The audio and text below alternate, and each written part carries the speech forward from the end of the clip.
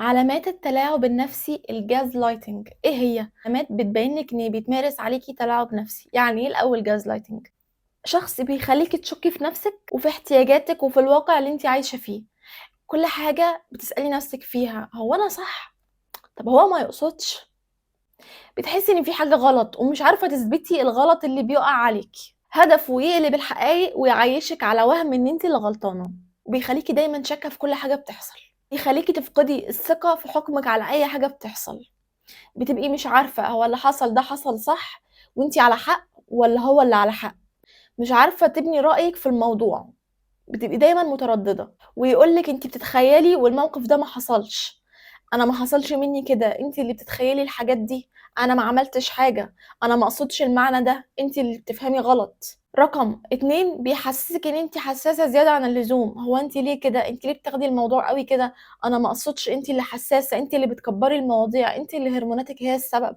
رقم 3 بيقلب الغلط عليكي حتى لو الحق معاكي. ولا مرة عرفتي تمسكي عليه حاجة وتخليه هو اللي يعتذر. دايما بيطلعك ان انتي اللي المشكلة عندك، وانتي اللي غلطانة، انتي اللي بتفهمي المواضيع بصورة غلط. فحقك بيروح ومبتعرفيش تاخدي منه اعتذار. وحتى لو هو من النوع اللي بيعتذر بيفضل زي ما هو، ما بيتغيرش. رقم 4 بيخليكي تعتذري في الوقت اللي انت مستنية منه اعتذار. بتلاقي نفسك اعتذرتي على حاجة مش فاهمة ايه، طلع لك حاجات صغيرة كده تطلعك ان انت غلطانة، وتلاقي نفسك انت اعتذرتي وهو لا. رقم 5 بيمدحك قدام الناس ومعاكي هو ما بيمدحكيش. ودايما بتتعرضي ان العكس ممكن يحصل، ممكن يفضل يبهدلك قدام الناس ومعاكي انتي تسمعي كلام حلو. نفسك ان هو يعاملك بنفس المعاملة مع الناس لكن ما يعملش معاكي كده. بيستكبر نفسه عليكي، بيشوف ان هو مش عايز ينفخك، مش عايزك تعلي، مش عايزك تحسي بالثقة اكتر. فهو تلاقيه ما مدحكيش قدام حد، يا اما يندحك قدام الناس وما يمدحكيش وانتوا مع بعض علشان صورته، علشان كيانه ما يكتمل بيكي لما هو تبقى انت معاه ويمدح فيكي، عشان يوري للناس قد ايه هو طيب وقد ايه هو بيحبك وقد ايه هو فظيع ما حصلش والناس تتمناه وتحسدك عليه. رقم 6 بيشككك في ذاكرتك، بيخليكي تشكي في ذكريات عشتيها معاه وحاجات سلبية عايشها لك ومواقف ضايقك فيها. لما تيجي تسترجعي وتتكلمي معاه بيطلع لك ان انت اللي غلطانة واللي انت فاكراه ده غلط، ده ما حصلش. انت بتخترعي حاجات، انا ما كنتش اقصد كده. دي مشكلتك، ان انت بتفهمي الحاجة بدماغك. الحاجات دي انا ما عملتهاش، انا ما اقصدش. يقلب الحقائق. دايما العلاقة معاه ما فيهاش استقرار. يا اما العلاقه مليانه مليانه مليانه مشاعر حلوه، مره واحده مفيش مشاعر، تقعدي تسالي نفسك هو راح فين؟ هو ليه ما بقاش مهتم؟ طب هو ليه متغير؟ طب انا زعلته في حاجه؟ دايما بتحسي نفسك ان انتي خايفه تبقي مقصره في حاجه وده خلاه ما يتعاملش معاكي. طب هو كان بيظهر وكان كويس وكنا كويسين، ليه النهارده كده مختفي؟ ليه مش بيكلمني؟ ليه مش ظاهر؟ طب انا عملت ايه وانا عملت حاجه غلط؟ بيخليكي دايما تطلبي منه اهتمام. دايما انت محتاجة حاجة منه، في حاجة دايما ناقصة. انت مش بتهتم بيا، انت مش بتكلمني، انت هو دايما في صورة ان انت محتاجة منه حاجة. انت قايمة بدورك في العلاقة 100%، هو بقى دايما في تقصير على كل الجوانب معاكي.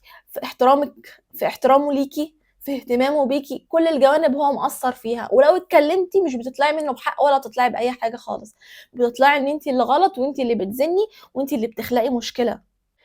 بيحسسك انك سبب في فشل العلاقة. انت اي مشكلة بتحصل بسبب ان انت مش عارفة تتعاملي معاه صح ولا عارفة تفهميه. انت لو فهمتيه مشاكلكم هتتحل. تلاقيه ممكن يقولك كلام حلو قوي بس فعل مفيش. تستني منه فعل معين يعبر عن حبه ما تلاقيش. تيجي تفكري كده هو عمل لك ايه، تلاقي ما عملش ولا حاجة خالص. بيستخدم معلوماتك ضدك. يعني لو كنت حكيه له على حاجة هو مستمع، بيسمعك كويس، مع ان ممكن تظهر عليه علامات الزهق ولكن بيسمعك.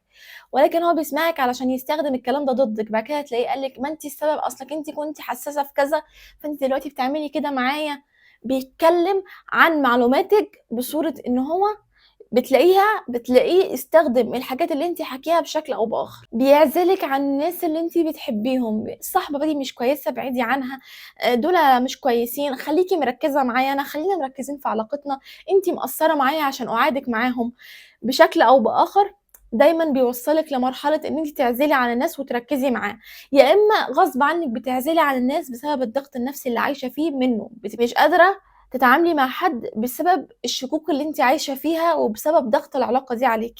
دايمًا بيحسسِك إنِّك ملكه، لازم تاخدي رأيه في أي حاجة، لازم ويجيبها لِك بصورة إن أنتِ تحترميني، مع إن هو ما بيعملش كده، ممكن ياخد قرارات بعيدة عنِّك أو تعرفي إنه مخبي عنِّك حاجات، لكن أنتِ لمّا بتعملي كده بتبقى مصيبة. دايمًا بيقول لِك وبيحسسِك إنِّك لو سِبتيه ما حدش هيحبِّك، وإن مش هييجي لِك حد كويس، وإن احمدي ربنا إن أنا في حياتِك. وأخيرًا عايزة أقول لِك على حاجة، اللي بيمارس عليكِ الgaslighting مش بييجي يقول لِك أنا باعمل عليكِ تلاعب نفسي، أنا بالعب عليكِ، مش لازم يشتم ويضرب كل يوم ويصبّحِك بعلقة ويمسّيكِ بعلقة، أكيد دي برضه من علامات العنف مش بنقلل منها، ولكن في ناس بتضغط نفسيًا اللي قدّامها وبتتعبه وبتسبب له أذى نفسي غير ملموس، أذى مواقف، أذى حاجات أنتِ بس اللي شاهدة عليها، مش هتعرفي تحكيها لحد، ولو حكيتيها لحد هيقول لِك في مشاكل أكبر من كده، المشكلة دي تافهة، أنتِ أكيد متوهمة، ده أنتِ بس عشان بتحبيه بزيادة فمتهيأ لِك، ده أنتِ عشان هرموناتِك أو مشاعرِك أو أنتِ اللي حساسة، وهو بيبقى بيقع عليكِ أذى نفسي وأنتِ لامساه، بس مش عارفة تبينيه ولا عارفة تظهريه، فاللي بيعمل تلاعب نفسي هو مش بيصحى من النوم يتارجت أنا هاعمل تلاعب نفسي النهارده، هو مش بيبقى كده، هو بيبقى شخص اتربى على سلوكيات معيّنة، شافها، عاش فيها، بقى يعملها بشكل غير واعي، بقى يمارس الحاجات دي.